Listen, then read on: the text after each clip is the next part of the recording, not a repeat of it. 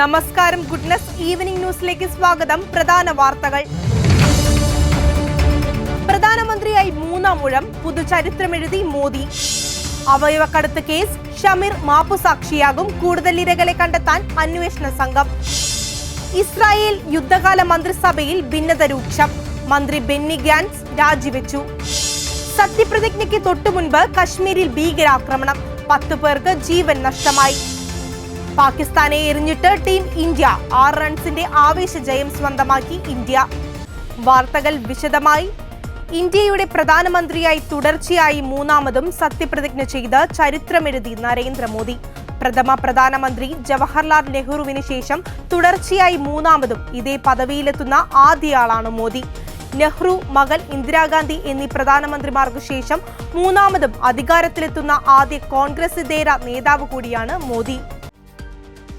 നെഹ്റു ആണ് ഏറ്റവും കൂടുതൽ കാലം പ്രധാനമന്ത്രിയായത്. 1947 മുതൽ 1964 വരെയായി 16 വർഷവും 286 ദിവസവും അദ്ദേഹം പദവിയിൽ തുടർന്നു. തൊട്ടുപിന്നിൽ ഇന്ദിരാഗാന്ധിയാണ്. 1966 മുതൽ 1977 വരെയും 1980 മുതൽ 1984 വരെയുമായി 15 വർഷവും 350 ദിവസവും പ്രധാനമന്ത്രിയായി. മൻമോഹൻ സിംഗ് 2004 മുതൽ 2014 വരെ 10 വർഷവും 4 ദിവസവും പദവിയിൽ തുടർന്നു. മൂവരും കോൺഗ്രസ് നേതാക്കളാണ്. അടൽ ബിഹാരി വാജ്പേയിയും നരേന്ദ്രമോദിയുമാണ് കൂടുതൽ കാലം അധികാരത്തിലിരുന്ന BJP പ്രധാനമന്ത്രിമാർ.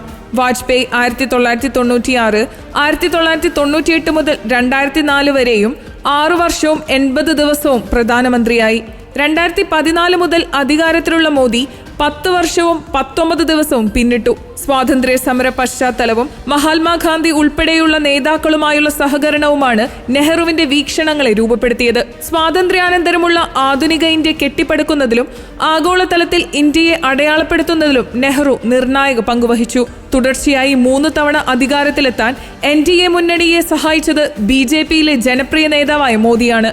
ഇതിൽ 2014-ലും 2019-ലും BJP ഒറ്റയ്ക്ക് കേവല ഭൂരിപക്ഷം നേടിയെങ്കിലും ഇക്കഴിഞ്ഞ തെരഞ്ഞെടുപ്പിൽ 240 സീറ്റിൽ ഒതുങ്ങേണ്ടി വന്നു. Swachh Bharat, make in India, PM Kisan Samman Nidhi തുടങ്ങിയ പദ്ധതികൾ നടപ്പിലാക്കിയ മോദി സർക്കാരിന്റെ ചില നയങ്ങൾ വിമർശനങ്ങൾക്കും കാരണമായിരുന്നു. 15-ാം കേരള നിയമസഭയുടെ 11-ാം സമ്മേളനത്തിന് തുടക്കമായി.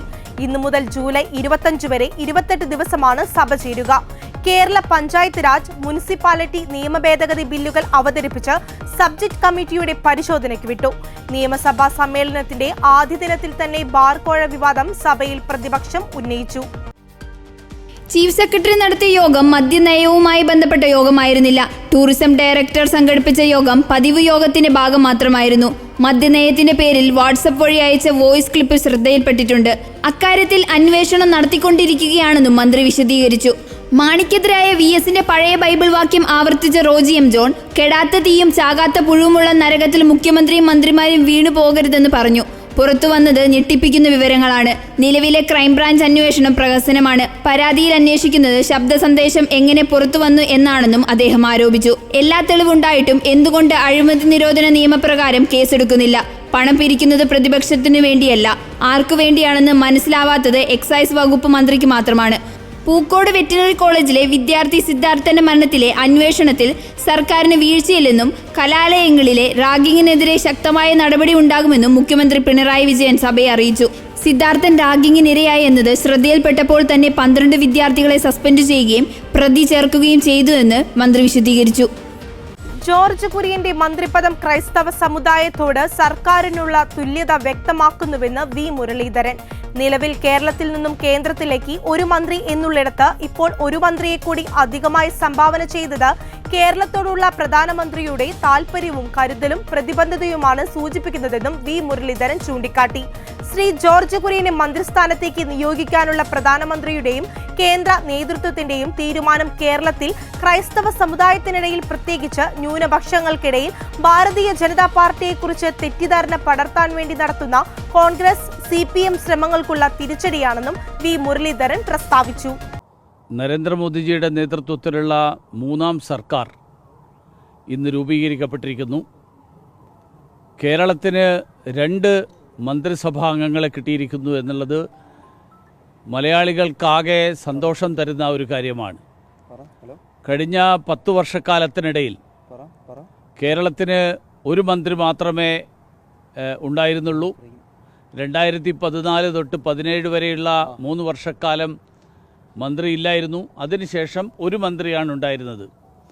ഇപ്പോൾ കേരളത്തിൽ നിന്ന് ലോക്സഭയിലേക്ക് ആദ്യമായിട്ട് ഭാരതീയ ജനതാ പാർട്ടിയുടെ ഒരു പ്രതിനിധി തിരഞ്ഞെടുക്കപ്പെട്ടിരിക്കുന്നു. അതോടൊപ്പം പ്രധാനമന്ത്രി നരേന്ദ്രമോദിജി കേരളത്തിന് ഒരു മന്ത്രിയെ കൂടി അധികമായിട്ട് നൽകിയിരിക്കുകയാണ്.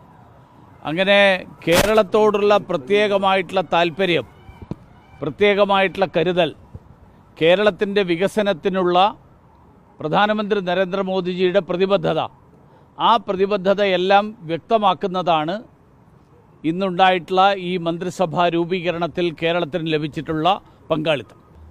കഴിഞ്ഞ 5 വർഷക്കാലത്തിനിടയിൽ വിദേശകാര്യ വകുപ്പിൻ്റെ സഹമന്ത്രി എന്നുള്ള നിലയിൽ പ്രവാസികളുമായിട്ട് ബന്ധപ്പെട്ടിട്ടുള്ള പ്രശ്നങ്ങൾക്ക് പരിഹാരം കണ്ടെത്താൻ നരേന്ദ്രമോദി സർക്കാർ നടത്തിയിട്ടുള്ള എല്ലാ ശ്രമങ്ങളിലും സജീവമായിട്ട് പങ്കാളിയാകാൻ സാധിച്ചു.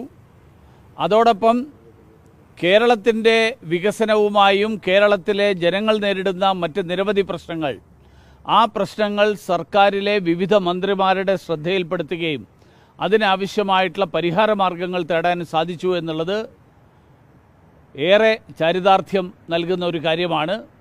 പ്രധാനമന്ത്രി നൽകിയിട്ടുള്ള ഈ അവസരത്തിന് നന്ദി രേഖപ്പെടുത്താൻ കൂടി ഞാൻ ഈ അവസരത്തിൽ ആഗ്രഹിക്കുകയാണ്. അല്ല, ഈ ശ്രീ ജോർജ് കുര്യനെ മന്ത്രിസ്ഥാനത്തേക്ക് നിയോഗിക്കാനുള്ള, മന്ത്രിസഭയിൽ ഉൾപ്പെടുത്താനുള്ള ഭാരതീയ ജനതാ പാർട്ടിയുടെ കേന്ദ്ര നേതൃത്വത്തിൻ്റെയും പ്രധാനമന്ത്രിയുടെയും തീരുമാനം വാസ്തവത്തിൽ കേരളത്തിൽ ക്രൈസ്തവ സമുദായത്തിനിടയിൽ, പ്രത്യേകിച്ച് ന്യൂനപക്ഷങ്ങൾക്കിടയിൽ പൊതുവായി ഭാരതീയ ജനതാ പാർട്ടിയെക്കുറിച്ച് തെറ്റിദ്ധാരണ പടർത്താൻ വേണ്ടി നടത്തുന്ന കോൺഗ്രസ് CPM ശ്രമങ്ങൾക്കുള്ള തിരിച്ചടിയാണ് എന്നുള്ളതാണ് എൻ്റെ ഒരു വിലയിരുത്തൽ. ഭാരതീയ ജനതാ പാർട്ടി ഈ രാജ്യത്തെ എല്ലാ ജനങ്ങളെയും ഒരേപോലെ കണ്ടുകൊണ്ട് പ്രവർത്തിക്കുന്ന ഒരു പാർട്ടി എന്നുള്ള നിലയിൽ ആ ശ്രമങ്ങൾ നടത്തുമ്പോൾ ഭാരതീയ ജനതാ പാർട്ടിയെ ന്യൂനപക്ഷങ്ങളുടെ ഇടയിൽ കരിവാരിത്തേച്ച് കാണിക്കാൻ വേണ്ടിയിട്ട് കഴിഞ്ഞ കുറേ കാലങ്ങളായിട്ട് കോൺഗ്രസും മാർക്സിസ്റ്റ് പാർട്ടിയും നടത്തുന്ന ശ്രമങ്ങൾ, ആ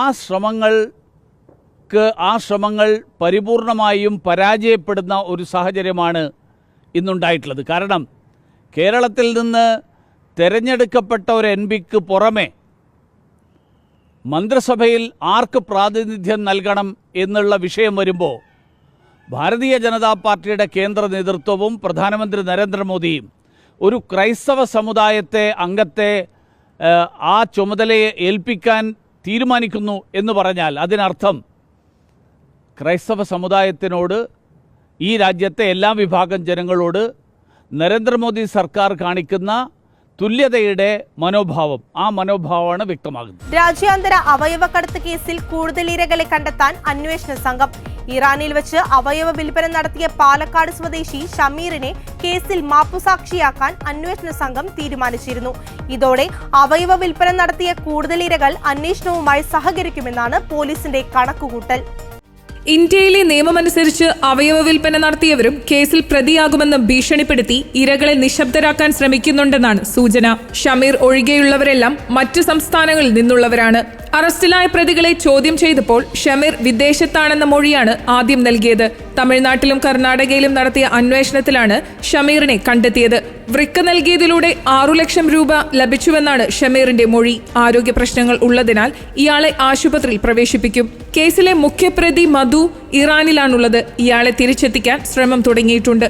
മധുവിന്റെ കൂട്ടാളിയായ സാബിത് നാസർ, സാമ്പത്തിക കാര്യങ്ങൾ കൈകാര്യം ചെയ്ത സജിത് ശ്യാം, ഇടനിലക്കാരനായ ആന്ധ്ര സ്വദേശി ബെല്ലങ്കോണ്ട് രാംപ്രസാദ് എന്നിവരാണ് ഇതുവരെ പിടിയിലായത്. തിരഞ്ഞെടുപ്പ് പരാജയത്തിൽ CPI ജില്ലാ എക്സിക്യൂട്ടീവിൽ മുഖ്യമന്ത്രിക്കും സർക്കാരിനും രൂക്ഷ വിമർശനം. LDFന്റെ പരാജയത്തിന് കാരണമായി മുഖ്യമന്ത്രി പിണറായി വിജയന്റെ ഏകപക്ഷീയമായ പെരുമാറ്റമാണെന്ന് നേതാക്കൾ ആരോപിച്ചു. തെരഞ്ഞെടുപ്പ് പരാജയത്തിനു ശേഷവും ധാർഷ്ട്യത്തോടെയുള്ള മുഖ്യമന്ത്രിയുടെ പെരുമാറ്റത്തെയും നേതാക്കൾ വിമർശിച്ചു. ബിജെപിയുടെ വളർച്ച ഗൗരവമായി കാണണമെന്നും യോഗത്തിൽ അഭിപ്രായമുയർന്നു. LDFന്റെ വോട്ടുകളും BJPയിലേക്ക് പോയി. ഈഴവ സമുദായം LDFിൽ നിന്ന് അകന്നു. LDFന് മേൽക്കൈയുണ്ടായിരുന്ന പല ബൂത്തുകളിലും BJPക്ക് വോട്ട് കൂടിയിട്ടുണ്ട്. ഇത് പരിശോധിക്കണം. സർക്കാർ പുനർവിചിന്തനം ചെയ്യണം. LDFന് വേണ്ടത് എല്ലാ മതങ്ങളെയും സമുദായങ്ങളെയും ഒരുമിച്ച് കൊണ്ടുപോകേണ്ട അനുരഞ്ജനത്തിന് വഴിയാണെന്നും നേതാക്കൾ ചൂണ്ടിക്കാട്ടി. ക്ഷേമ പെൻഷനുകൾ മുടങ്ങിയതും സപ്ലൈകോയിൽ സാധനങ്ങളില്ലാത്തതും തെരഞ്ഞെടുപ്പിനെ ബാധിച്ചു. മന്ത്രി GR അനിലിന്റെ സാന്നിധ്യത്തിലായിരുന്നു ഈ വിമർശനം. മുതിർന്ന പൗരന്മാരുടെ ബാലറ്റ് പേപ്പർ വോട്ടുകളിൽ വന്ന വോട്ട് വ്യതിയാനം ഇതിന് തെളിവാണെന്നും നേതാക്കൾ ചൂണ്ടിക്കാട്ടി. ഇത് കണ്ട് സർക്കാർ തിരുത്തണമെന്നും മണ്ഡലം തലത്തിലുള്ള വിശദമായ റിപ്പോർട്ടുകൾക്ക് ശേഷം ചർച്ചകൾ തുടരാമെന്നും ജില്ലാ എക്സിക്യൂട്ടീവ് തീരുമാനിച്ചു. പന്ന്യൻ രവീന്ദ്രനെ പോലെ മുൻ MP നിർത്തിയിട്ടും കഴിഞ്ഞ തവണത്തേക്കാൾ വോട്ട് കുറഞ്ഞത് CPIയെ പ്രതിരോധത്തിലാക്കിയിരുന്നു. പ്രതീക്ഷിച്ച വോട്ട് പോലും തിരുവനന്തപുരം മണ്ഡലത്തിൽ CPIക്ക് ലഭിച്ചില്ല. ആറ്റിങ്ങലിലും സമാന സ്ഥിതിയായിരുന്നു. LDFന്റെ ശക്തി കേന്ദ്രങ്ങളിൽ BJP നടത്തിയ മുന്നേറ്റം ചൂണ്ടിക്കാട്ടിയായിരുന്നു വിമർശനം. ഇസ്രായേലിലെ യുദ്ധകാല മന്ത്രിസഭയിൽ ഭിന്നത രൂക്ഷമായതിനു പിന്നാലെ മന്ത്രി ബെന്നി ഗാൻസ് രാജിവെച്ചു.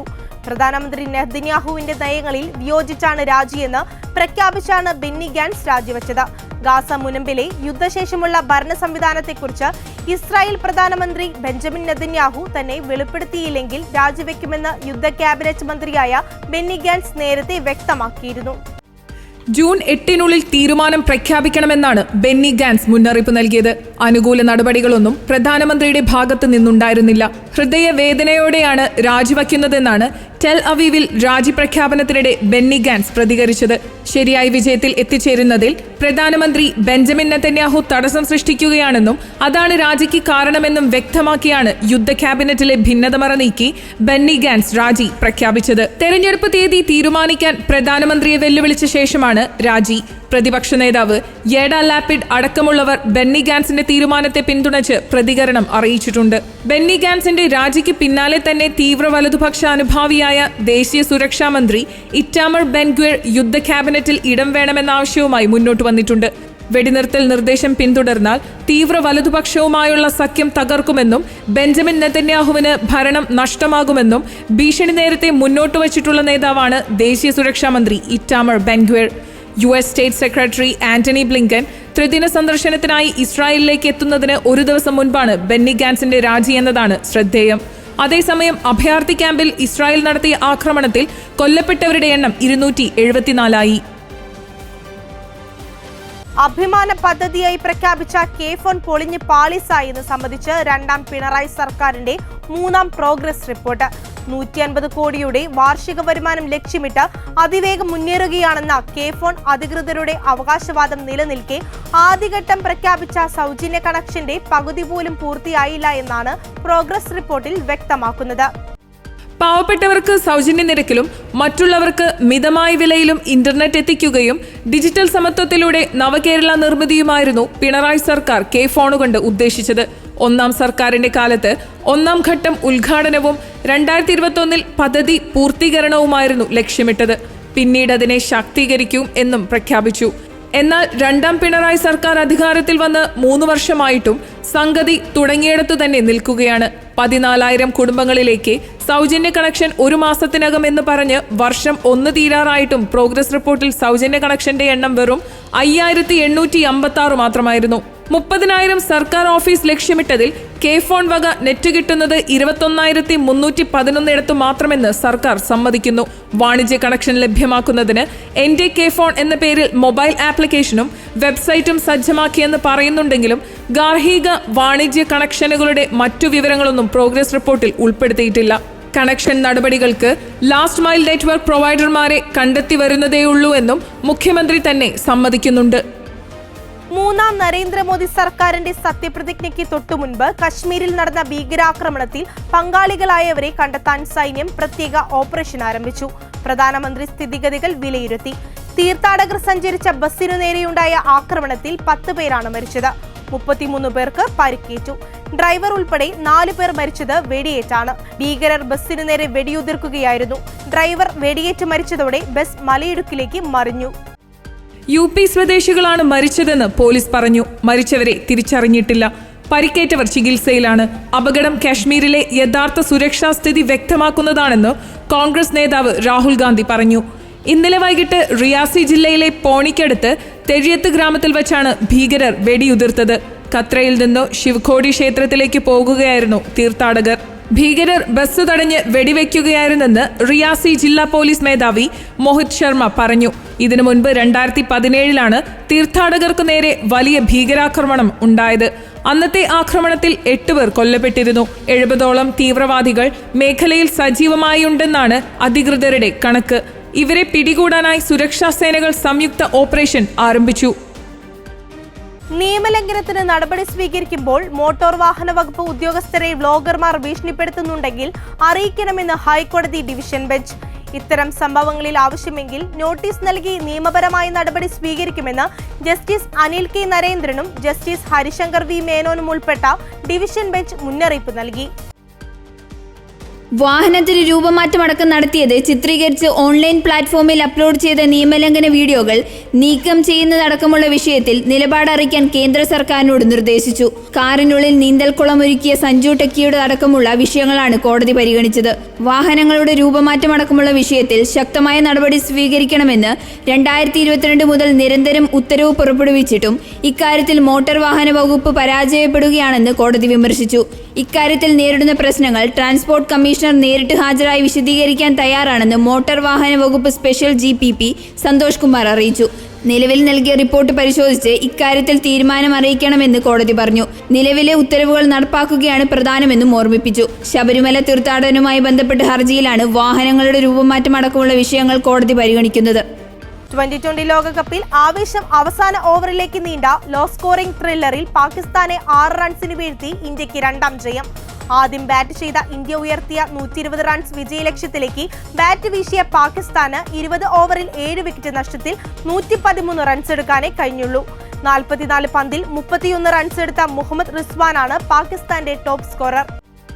4 ഓവറിൽ 13 റൺസ് മാത്രം വഴങ്ങി ബാബർ അസമിന്റെയും മുഹമ്മദ് റിസ്വാന്റെയും ഇഫ്തീഖർ അഹമ്മദിന്റെയും നിർണായക വിക്കറ്റുകളെടുത്ത ജസ്പ്രീത് ബുംറയാണ് ഇന്ത്യയുടെ വിജയശില്പി. T20 ലോകകപ്പിൽ ഇന്ത്യ പ്രതിരോധിക്കുന്ന ഏറ്റവും കുറഞ്ഞ സ്കോറാണിത്. മുഹമ്മദ് റിസ്വാൻ ക്രീസിലുള്ളപ്പോൾ 14 ഓവറിൽ 80 റൺസിലെത്തിയിരുന്ന പാകിസ്ഥാന് അവസാന 6 ഓവറിൽ 40 റൺസായിരുന്നു ജയിക്കാൻ വേണ്ടിയിരുന്നത്.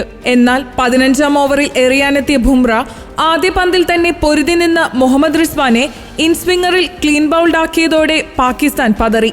പിന്നാലെ ഹാർദിക് പാണ്ഡ്യ ഷതാബ് ഖാനെയും വീഴ്ത്തി പാകിസ്ഥാനെ ബാക്ക്ഫൂട്ടിലാക്കി. ഇതോടെ റൺസ് കണ്ടെത്താൻ പാടുപെട്ട പാകിസ്ഥാന് അവസാന 3 ഓവറിൽ ലക്ഷ്യം 30 റൺസായി. 18ാം ഓവർ എറിഞ്ഞ മുഹമ്മദ് സിറാജ് നോബോൾ അടക്കം 9 റൺസ് വഴങ്ങിയതോടെ ലക്ഷ്യം 2 ഓവറിൽ 21 റൺസായി. 19ാം ഓവർ എറിഞ്ഞ ബുംറ അവസാന പന്തിൽ ഇഫ്തീഖർ അഹമ്മദിനെ പുറത്താക്കി പാക് ലക്ഷ്യം അവസാന ഓവറിൽ 18 റൺസാക്കി. 4ാം പന്തിൽ ബൗണ്ടറി നേടിയ നസീം ഷാ അവസാന 2 പന്തിലെ ലക്ഷ്യം 12 റൺസാക്കി. 5ാം പന്തും ബൗണ്ടറി കടത്തിയ നസീം ഷായ്ക്ക് അവസാന പന്തിൽ സിംഗിൾ എടുക്കാനേ കഴിഞ്ഞുള്ളൂ.